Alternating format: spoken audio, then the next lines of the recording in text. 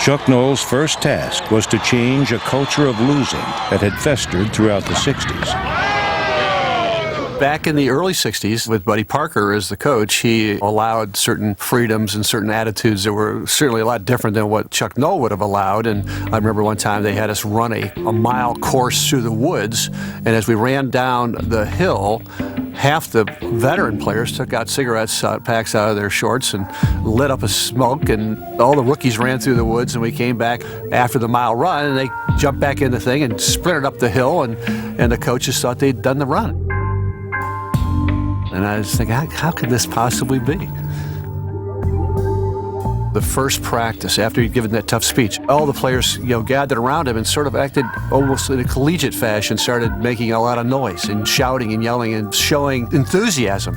And he said, "Wait a minute, quiet. I don't want any noise out here." He said, "That is pseudo chatter." Half the guys didn't even know what pseudo meant, but basically he was saying, I don't give any credit for gung-ho. Doesn't win games.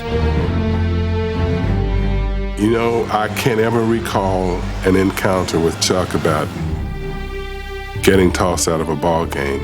The time that I remember him having a conversation with me was during training camp.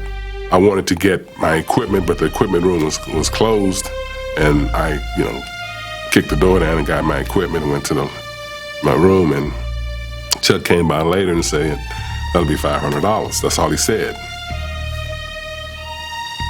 That'll be $500. Obviously, I'm guessing, but I don't know if anyone would have tolerated my behavior the way Chuck did.